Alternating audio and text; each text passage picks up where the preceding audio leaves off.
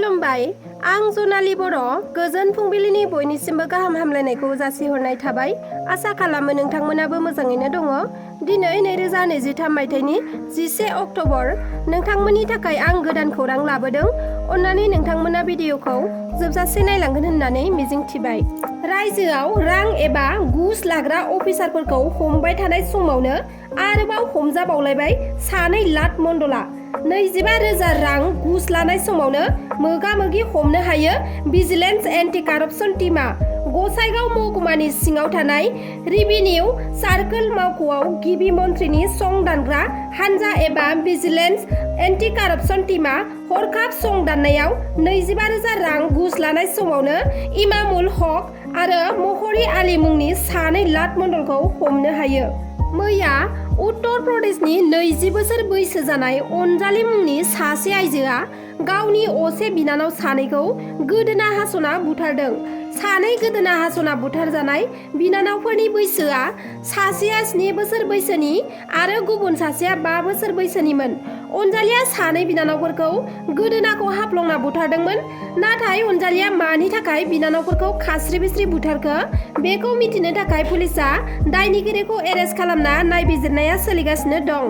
एबसुनि बिबानाव थानानै समाज बेरेखा खामानि आरो आफादनि हेंथा मावनायनि थाखाय एबसुआ गांसे फोसावलाइनि गेजेरजों सनितपुर जिल्ला दुलाराय बर' फरायसा आफादनिफ्राय रोखा फोरमायथि हरदोंदि आफादनि संबिजिरखौ मानिना सोलिनो हायैनि थाखाय आरो संबिजिरनि बारगा हाबा मावनायनि थाखाय जिल्ला आफादा थोंजोङै क'क्राझार दुलाराय बर' फरायसा आफादनि आफादगिरि बन मिलन स्वर्गियारिखौ आफादनिफ्राय एरख'नाय जाबाय एबा होखानाय जाबाय होनना मिथिहोदों दिनै एक्स भलन्टियार फर्सआ 30-35 बोसोर उन्दुनानै मानो सिखारफिननांगौ जाखो बे उपलब्धिखौ दिनै गासिबो बर' जाथिया हारे हिमजिए माने क्रिमि मोनदांजोब्बाय जे बर'फ्रा खेबथाम एकर्ड खालामनायनि उनावबो दिनै बेसेबां क्रिटिकेल पर्यायाव जाथिया माने जोबस्रांफिनलांनो नागिरदों दा बे जिनिसखौ जों बिराद गाज्रि धरनै नोजोर होबोनांबाय आरो जों स्टाडि खालामनानै नुबाय जे बर'आ थारमाने आल्टिमेटलि जोंनि बर'नाव जे माने गावस्रानाय पलिसि बे गावस्रानाय पलिसिखौ सभिनिस्टफ्रा ओरैबायदि गाज्रि पलिसि जों लांबाय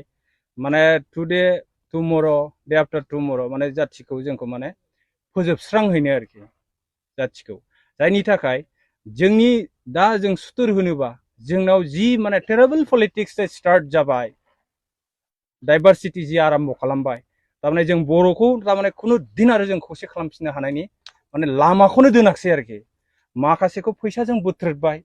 माखासेखौ सोरजोंबा नैबे सेंग्रासाफोरखौ ड्राग्स जाहोनानै नस्थ' खालामबाय दिनै माने नानानथा दल संगठन हिसाब गैयै जाबाय इनडाइरेक्टलि माने बिसिनि फुसिङा गाज्रि जाबाय जाहाथे बर' जाथिया खुनु दिन जाहाथे खौसे जानो हाया जोंखौ माखासे धोरोमजों बोखावनानै होबाय पलिटिक्सजों स्रा बोखावबाय दिनै स्टुडेन्ट अर्गानाइजेसनफोरखौबो स्रा बोखावना होनायनि बिसोर पलिसि लादों आरोखि दा बेफोर जिनिसखौ नुनानै जोङो दा भलन्टियारफ्रा दहाय जोंना चिरांनि आफादगिरिया जेरै बुंदों माबाना निसमानिया बिथाङा जों बोरायाखै होननानै नाथाय जोङो जोंनि बर'नि जे अलखद बे अलखदखौ नुनानैसो जों माने बैसो जानो बाबाय आरोखि जोंनि जाथिनि इस्युखौ नुफिननानै आरोखि दा जों ओरैबायदि स्रां नुबाय जे बर'आ 10 बोसोरनि उनाव माने जोबस्रांलांनायनि बिदि लामायाव दं आरोखि ओरैबायदि गाज्रि राजनिति सोबाय माने जोंनाव माने जों दा सिखारफिननो हानांगौआ बिराद क्रिटिकेल आरोखि दा जों सोलिफु सरकारनि सायाव जोङो माने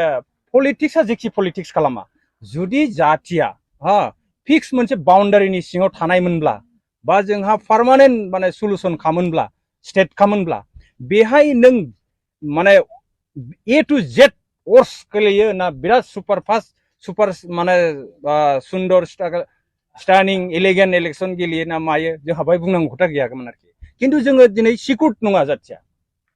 जों जाथिया सिकुट नङा जोंनि कालसारखौ लानानै जों दिनै 8 सिडुलाव मोनलायनाया जों दिसपुराव दिनै रायखांजायोसो माने बर'खौ माने माबा होफाबाय अफिसियेल लेंगुवेज होफानाय जादों मा जादों होननानै बिदि डिक्लेयार खालामजालाबायो बे लासिं सिं खोथा जों नेसनेलाव जों मोनखानाय 8 सिडुलाव जों बे लेंगुवेजखौनो जों दिनै इन्जय खालामनो बावनानै थायो बर'फ्रा बेहाय जोंनि मा भुल जादों जोंनि एवारनेसनि एसे खम जादों आरोखि दा सोलिफुनाय सरकारनि सायाव जोंहा बुंनांगौ जेबो खोथा गैया जों बिसोरखौ बेखौल' खावलायगोन जे जेखि पलिटिक्स गेले खिन्थु जाथिखौ फिक्सेसन मोनसे खालामग्रोनांगौमोन आरोखि फिक्स खालामखांनायनि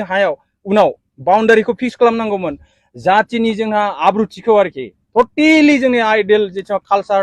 फारसेनिफ्राय एभ्रिथिं एजुकेसनखौ लाफानानै जोंनि माने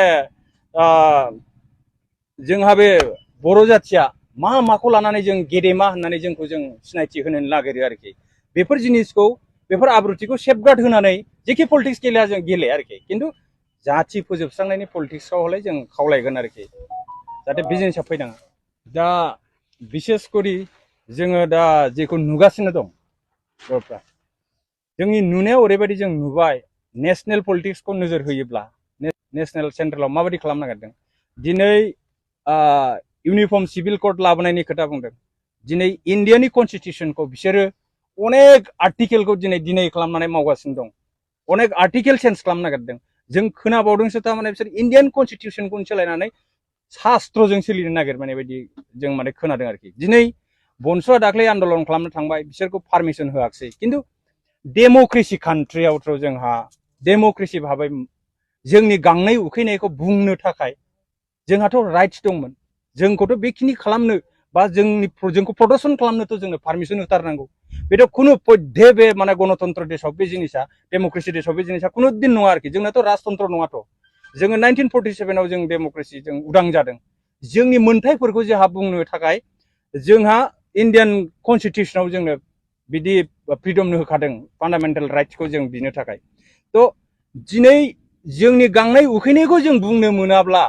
जों बेखौ डेम'क्रेसि होननानै मारै साननानै लागोन आरोखि दा बे बिथिङाव जों सिन्था खालामदों दा बेफोरबायदि राजनितिकनि थाखाय जोंनि दिनैनि माबाया दिनैसिमबो जोंनि बर'नि एकर्डआ दिनैसिमबो फुलफिल बा साफिसियेन्ट जाबोआखै आरो परबर्ती जे दा मुभमेन्ट खालामनो नागिरनायाव जों बिदि होबथा जादों बेहायथ' बिराद गाज्रि जेनेबा जोंनि जाथिखौ सोखावना होनायसो डाइरेक्टलि बिसोर फैया जोंनि मानसिखौनो बाहायनानै जोंनि मानसिजोंनो होबथा होनाय बेफोरबायदिया सोलिबाय थादों आरोखि दा बेखौ जों नोजोर होनाया बेल' जों खावलायगोन बिनिफ्राय जे भलन्टियार फर्सआ गिबिसिन आन्दलन खालामनायाव जों स्टार्ट खालामबोदों उपेन्द्रनाथनि दैदेननायाव दा जोङो बिथांनि नामखौनो लानानै जों दिनै ओंखारफिनदों आरो दिनै बर'नि जेखि दल संगठन जाया बिथांनि नामखौनो सिगाङाव दोननानै जों मावनो ओंखारबोयो दा बिथांनि आइडियलजिखौनो होसोनानै बिनि इनकमप्लिट माखासे ड्रिमखौ आरोखि इनकमप्लिट ड्रिमखौ जोङो मावफुंफिननो होननानै जिहेतु मोनसे समाव जोङो बन्डेडमोन जोङो समायखिरा लाबोदोंमोन जे बर' जाथिखौ जों गमामायैनो जोंनि रायजोबो दागोन जोंनि बाउन्डारिबो जों फिक्स खालामगोन होननानै बिनि थाखायनो जों उपेन्द्रनाथ ब्रह्मनि आद्रा थानाय सिमांखौ जाफुंसार होनायाव जों जेखि खस्थ' मोना जों बे खस्थ'खौ सहायनानै दिनैनि दुंहाव बारहावा बा जोंखौ गेब्लेहोनाय जे राजनितिक दं जों बिथांमोनखौबो खावलायनानै रायलाय लास्ट टाइमनि थाखाय खेबसे बर' जाथिखौ जोङो खावलायनो नागिरदों जे डेम'क्रेसि भाबै जों जि मुभमेन्टखौ खालामनो नागिरदों जोंखौ बांद्राय होबथानो नाङा जोङो बन्द' सन्द' खालामनाय बुग्लुं सुग्लुं लानानै सिलाय थिलाय लानानै गनद्राय गनसि लानानै जों बेबायदि खालामनो नागिराखै जोङो जास्ट जों माने डेम'क्रेटिक भाबै जोङो प्रदर्शन खालामनो नागिरदों जोंनि माने मोननांगौआ जों दासिमबो मोनाखै जोंखौ फुलफिल खालामनानै हो जोङो इन्डिजिनियास पिपल अफ इन्डिया बे हिसाबै जोंनि मोन्थायखौ फान्डामेन्टेल राइट्सखौ बा जोंनि ट्राइबेलनि जि मोन्थाय दङ कनस्टिटिउसननि आन्दाराव बेफोर मोन्थायखौ जोंनो हो जोंनो जे 6 सिडुलखौ जोंनो हगारखानानै होबाय जोंनो 6 सिडुलखौ इन्जय खालामनो हो बेफोरखौ जोंनो मानो होबथा खालामदों दा बिनि थाखाय बिराद गुरै खावलायनाय आरोखि दिनै नैबे जिनिसखौ जों नोजोर बोनानै नुनो मोनदों बनसुआ दिनै बर' जाथिनि इस्युखौ लानानै ओंखारबोनायाव दिनै पुलिस मिलिटारिनि बिदि प्रब्लेमखौ मोनबाय थायोब्ला दिनै बनसु बलिते बर'आनो आबसु बलिते बर'आनो जेखि दल संगठन जाया बर'खौ लानानै जे खिन्थु थांखिया बयनाबो बे मोनसेयानो बर'खौ जों मारै गोख्रों खालामलांनो हानो दा बनसुखौ जिबायदि अयथासार खालामनायखौ नुदों जों गाबोन भलन्टियार फर्सआबो जों मालाबा प्रग्राम लानायाव जुदि जोंखौ बे बोराय बैसोआव जोंखौ गाबोन बुग्लुं सुग्लुं खालामोबा जोंनि फिसाफ्रा जोंनि फंबायफ्रा जोंनि फिसौफ्रा बिसिनि थैया उन्दुनानै थागोन नामा गरम जानायनि मोनसे चान्स दं दा गतिके जेनेरेसना जुदि मारैबा खर'आव बिग्रायखांनाय फैब्लाय बे सिचुएसनखौ सोरबा हमथानो हागोन थ' गतिके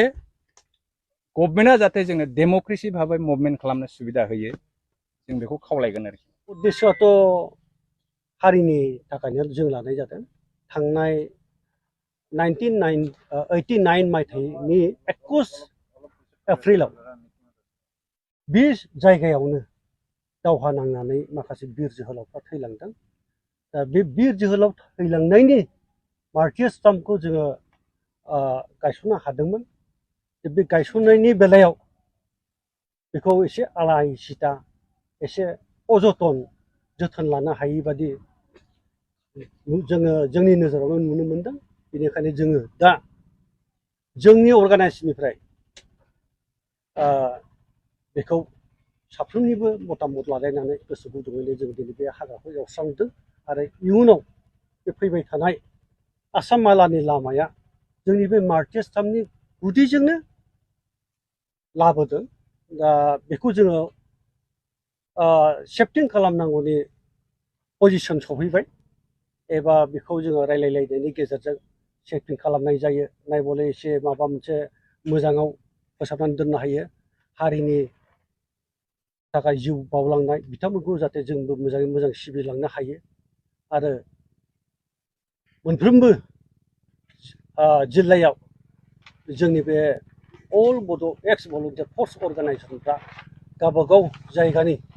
मार्टियार्स बिथांमोनखौ मान सनमान होनानै हारिनि अलखदखौ जाहाथे रैखा खालामनो हायो बेखौबो आङो दिनैनि गेजेरावनो आं खावलायहरबाय बा बुंहरनाय जाबाय। लोगोसे बिथांमोना जोंनि हारिनि थाखाय जे जिउ बावलांदों, दा मानि थाखाय जिउ बावलांदों बेखौ जोङो साफ्रोमबो बर' हारियानो मिथिजोबो। दा बिथांमोनखौ जे मान होनो रोङाखै बे मोनसे जोंनि दुखु गोनां बाथ्रा एबा जोंनि अबहेलानि बाथ्रा। बेखौ जों बुंनानै लानांगोन। बेनिखायनो मोनफ्रोमबो जायगायावनो मोनफ्रोमबो जिल्लायावनो जाहाथे बयबो हारिनि थाखाय जिउ बावलांनाय मानसिफोरखौ जाहाथे जोङो सिबिलांबाय थानो हायो आरो बर' हारिखौ इउनाइटआव लाबोनो हायो बेखौ मिजिं थिनानै जों दिनैनि प्रग्रामखौ लानाय जादों। बै समावहाय बिथां दावहारुमोनहा बोरैहाय मुंख्लं जायामोन, बोरैहाय जिउ गोमानो गोनां जायामोन? बे समाव 1989नि 21 एप्रिलाव जि सिटुएसन जादों जोंनि बे जायगायाव CRPफोरजों जि धरननि दावहा नांनांगौमोन बे रोखोमनि सा सुबिदा मोनैयाव जोंनि बे माखासे जोहोलावफोर बेवहाय डाइरेक्टनो 6 जना स्पट डेड बेवहाय आरो गुबुना दाब दाब जायगायाव जालांदों जोंनि निसिमा बासि हिसाबै। दा बिथांमोना दावहा नाङैनो गावनि जिउखौ बावलांदों बर' हारिनि थाखाय। बिथांमोननि मुङा मा मा? बिथांमोननि मुंखौ आङो फारिनो बुंलांगोन। मुंख्लं रेन्जन बसुमतारी, कामेश नार्जारी, जिस्केल बसुमतारी, मुंख्लं दाबाराम नार्जारी आरो मार्टिन मुसाहारी आरो तेफ्रा सुमफ्राम हारि बिथांमोना दावहा नाङैनो जिउखौ बावलांदों। जितु बै समावहाय बर'नि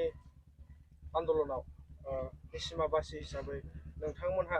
माबायदि बाहागो लाबोदोंमोन, माबायदि दावहा नांबोदों? बे समावथ' मा होननानै बुंबावनो, जाय जेरै मोनो एरैनो माने हारिनि थैनाय थांनायनि बाथ्राखौ लानानै बयबो गोसो गुदुङैनो बारसोमदोंमोन। नाथाय जेबो राहा लामा मोनैयाव जोङो समय बिसेस माने बुग्लिलांजादों बा रेप जालांदों आरो खायसेबा माने बुथार जालांदों। बेबायदि आला सिथा हिसाबैनो जोङो दावहाखौ दावहायाव बारसोमबोबाय थानांदों एबा बेबादिनो जोङो मेनटेन खालामबोबाय थानांदों। दिनैनि खौराङा बेखिनियानोमोन। नोंथांमोना आंनि खौरांखौ जोबजासे नायलांनायनि थाखाय रोजा रोजा साबायखर थाबाय। नोंथाङा जुदि आंनि चेनेलखौ साबस्क्राइब खालामाखैब्ला अन्नानै साबस्क्राइब खालामनानै लादो। लोगोसे